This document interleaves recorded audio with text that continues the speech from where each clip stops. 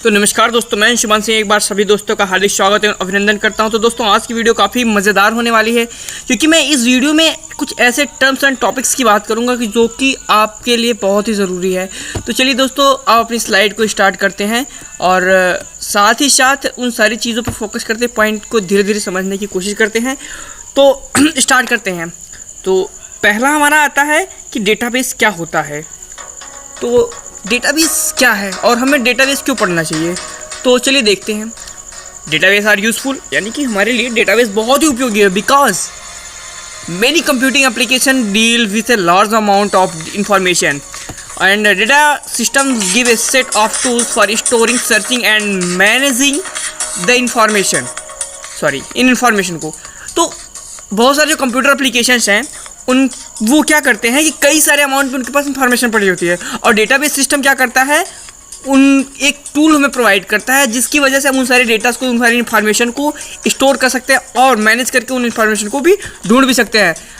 Database इन सी, अगर सी की बात करें तो सी में जो डेटाबेस होता है हमारा, CS में, कंप्यूटर साइंस में, तो वो क्या होता है, database are the core topic. Computer science के लिए एक बेसिक टॉपिक होता है, बेस होता है हमारा।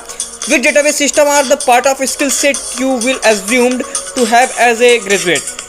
तो कंप्यूटर साइंस में अगर आप ग्रेजुएट हो रहे हैं तो डेटाबेस आपके लिए बहुत ही ज़रूरी होता है। अगर स्लाइड में आगे बढ़े तो डेटाबेस की बात करें तो डेटाबेस कौन कौन से, कहाँ से है, तो उन सारी एक लिस्ट मैंने यहाँ पे प्रोवाइड किया आपके लिए। जैसे वेब इंडेक्सेस हो गया, लाइब्रेरी कैटलॉग हो गया, मेडिकल रिकॉर्ड्स हो गया, बैंक अकाउंट्स हो गया, स्टॉक कंट्रोल हो गया, पर्सनल सिस्टम्स हो गए। तो ये सभी चीज़ें एक डेटाबेस ही तो हैं। अगर हम बात करें प्रोडक्ट कैटलॉग और टेलीफोन डायरेक्टरीज की, तो ये भी एक बहुत बड़े अमाउंट के डेटा हैं जो कि इन्फॉर्मेशन है। और जैसे ट्रेन के टाइम टेबल हो गया, एयरलाइन बुकिंग हो गई, तो ये भी सभी डेटाबेस के अंतर्गत ही आती हैं।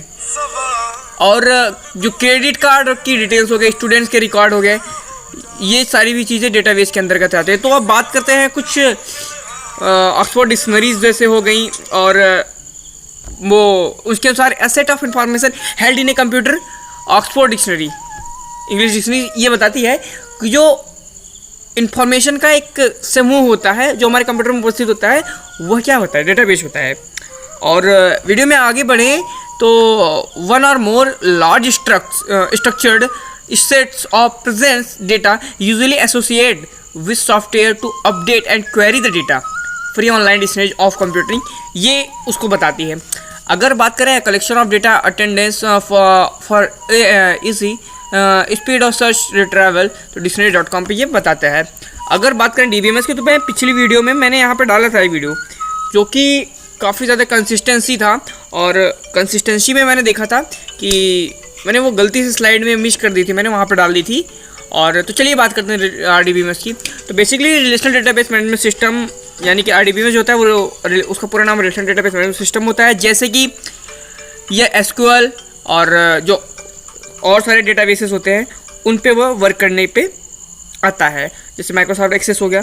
तो अगर बात करें रिलेशनल मॉडल की, तो जो RDBMS होता है ये भी एक तरीके का DBMS होता है, जो कि उस DBMS के बीच में एक रिलेशन को इस्टेब्लिश करता है, जो कि हमें EF कोड के द्वारा इंट्रोड्यूस करवाया गया था। और यही नहीं बल्कि EF कोड साहब ने पूरे मॉडल को ही डिस्क्राइब किया था।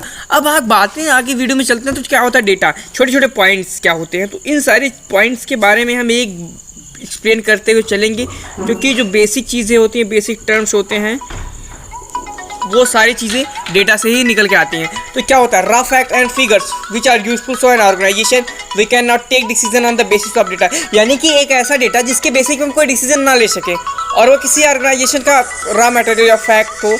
तो अब जैसे हमने आपको एक डेटा दिया था 32 यानी कि 32, तो अब आप 32 को कहाँ पे, ये तो एक डेटा है हाल की 32, लेकिन अगर हमने इसी डेटा को उठा के C में दे दिया तो आप पकड़ लोगे यार 32 C में कीवर्ड्स होते हैं।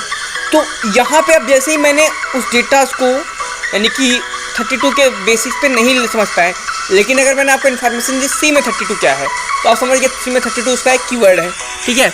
अब अगर बात करें डेटा टाइप्स की, तो डेटा टाइप्स में अल्फ़ाबेट हो सकते हैं, न्यूमेरिक भी हो सकता है, इंटीग्रल भी हो सकता है, फ्रैक्शनल भी हो सकता है, यहाँ तक कि अल्फ़ा न्यूमेरिक भी हो सकता है।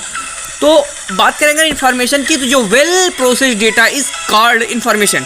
We can take decision on the basis of information, यानी कि कोई ऐसी इन्फॉर्मेशन जिसके हिसाब से हम, या कोई ऐसा डेटा जिसके हिसाब से हम कोई डिसीजन ले सकें, कोई निर्णय ले सकें, तो उसे ही इन्फॉर्मेशन कहा जाता है।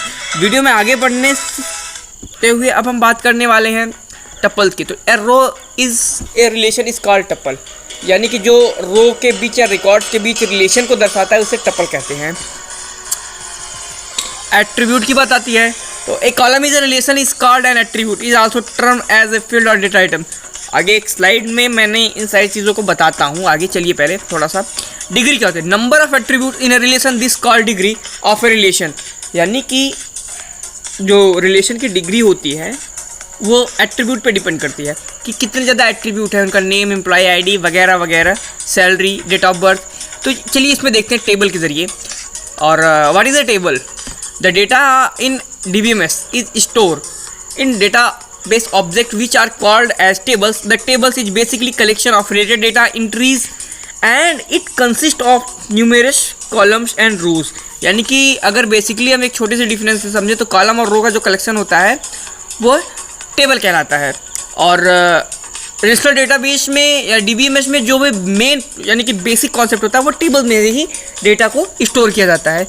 अगर आपको याद रहे, a table is the most common and simple form of data storage in relational database. The following program is an example of a customer table, यानी इसमें हम एट्रीब्यूट, सारे कॉलम, एंटिटीज के बारे में बात करेंगे। अब ये एक टेबल है, इसमें ID, name, age, address, salary, ये सब एक इसके एट्रीब्यूट्स हो गए, यानी कि name, ID, age, address, salary, ये सब किसी डेटाबेस के अंतर्गत एट्रीब्यूट इन्हें कहा जाता है। और 1 2 3 4 5 इनकी संख्या क्या होगी? यही डिग्री कहलाएगी।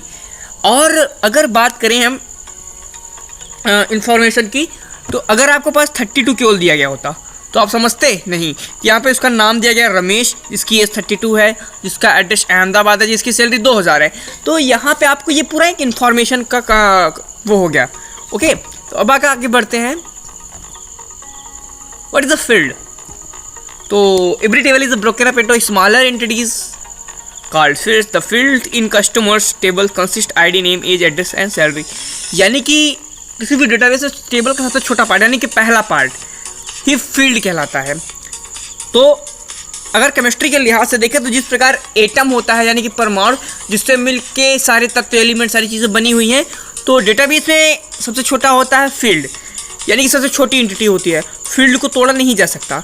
तो ये जो सबसे छोटी एंटिटी होती है फील्ड, वो कंसिस्ट कराती है, वो दर्शाती है कि डेटाबेस की सबसे छोटी इकाई ही फील्ड कही जाती है।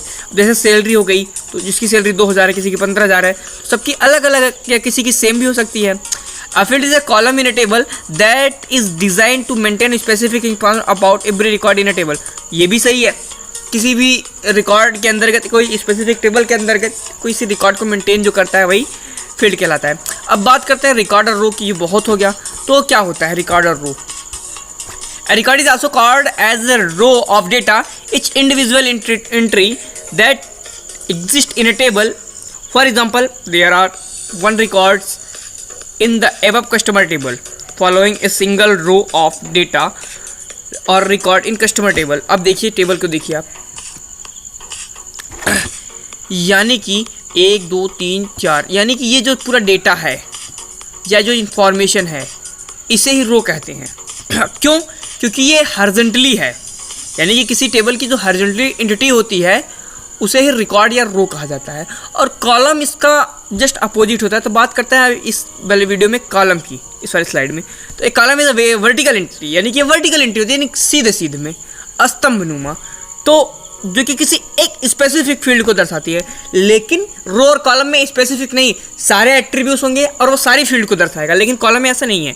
कॉलम में किसी एक स्पेसिफिक, अगर एड्रेस है तो उस कॉलम में तो केवल एड्रेस ही रहेगा, अगर मोबाइल नंबर तो मोबाइल नंबर ही रहेगा। फॉर एग्जांपल अगर एक कॉलम ले लें कस्टमर टेबल की, जिसमें एड्रेस वाला पैनल ले लिया हमने, अब वो क्या रिप्रेजेंट करेगा? केवल एक लोकेशन रिप्रेजेंट कर सकता है वो, और वो भी अल्फ़ा न्यूमेरिक भी हो सकती है किसी की लोकेशन। तो अब ये देखिए नीचे आप, एड्रेस जिसका है अहमदाबाद है, किसी का दिल्ली है, किसी का कोटा है, किसी का मुंबई है, किसी का भोपाल है। तो यहाँ पे जो सारे कस्टमर्स हैं वो डिसाइड हो गया यहाँ पे कि कौन कहाँ से है। तो इस प्रक्रिया में कॉलम का बहुत बड़ा योगदान होता है। तो अब बात आते हैं नल वैल्यू की। तो नल वैल्यू एक बेसिक कॉन्सेप्ट होता है किसी भी डेटाबेस के अंतर्गत। अगर हम बात करें ज़ीरो, तो ज़ीरो नल वैल्यू नहीं हो सकती। क्यों, देखते हैं चलिए। A null value is in a table is a value in a field that appears to be blank which makes a field with a null value is a field with no value. यानी कि कोई अगर कोई database है, उसका कोई भी column हो गया या कोई भी रो हो गया, और उस रो की एक एंटिटीज हो गई, उसमें कोई वैल्यू हुई, यूज़र ने इनपुट ही नहीं की या डेटाबेस के मैनेजर ने उसमें इनपुट ही नहीं की, तो उस वैल्यू को हम नल वैल्यू कहेंगे। ठीक है, तो ऐसी स्थिति में ज़ीरो लिखना क्योंकि और नल वैल्यू में काफ़ी डिफरेंस होता है। सपोज दैट आप एग्ज़ाम देने जा रहे हो और एग्ज़ाम में आपने सारे मार्क्स 0 0 0 सारे सब्जेक्ट में गेन किए, लेकिन आप एग्ज़ाम ही देने नहीं गए, तब क्या होगा? जब आप एग्ज़ाम ही नहीं देने जाओगे तो उस कंडीशन में आप वहाँ पे नल वैल्यू यानी कि एब्सेंट हो, और अगर एग्ज़ाम दिया सारे 0 पाए हो तो वहाँ पे 0 है। तो यही मेन डिफरेंस आप समझ सकते हैं। अब एक छोटा सा कॉन्सेप्ट देखिए। It is a very important to understand that a null value is different than a zero value or a field that contain space. यानी कि जो ज़ीरो वैल्यू होती है वो स्पेस लेती है। A field with a null value is the one of that has been left blank during a record creation. अगर हम डेटाबेस में 0 वैल्यू दे रहे हैं तो वहाँ पे 0 स्टोर होगा, और अगर नल दे रहे हैं तो वहाँ पर वो 0 या जो नल वैल्यू होगी वो स्टोर नहीं होगी। यानी कि जो 0 मेमोरी खाएगा जितने बिट की, वो जो नल वैल्यू होगी वो मेमोरी नहीं खाएगी। ये भी एक डिफरेंस है। तो अगर वीडियो आपको अच्छा लगा तो प्लीज़ मेरे चैनल को सब्सक्राइब करो, मुझे सपोर्ट करो, और बेल आइकन को दबाना आप बिल्कुल मत भूलिए। अगर आपको अपने दोस्तों को भी साथ शेयर ज़रूर कीजिएगा इस वीडियो को, क्योंकि मैं आगे वीडियो उसको लाता रहूँगा। अगर आपके पास इस वीडियो से रिलेटेड कोई क्वेरी है तो आप मुझे मेरे व्हाट्सएप नंबर पे, यानी कि मैंने यहाँ पे दिया है, इस पर मैसेज कर सकते हैं। मैंने क्लासरूम का कोड दे दिया है यहाँ पे, और आप मुझे ईमेल भी कर सकते हैं। फेसबुक के ज़रिए भी अपॉर्चुनिटी नाम से ढूंढ सकते हैं। और इसी के साथ आप सभी से अलविदा लेना चाहता हूँ। हम मिलेंगे अगले वीडियो में। तो आप सभी को धन्यवाद।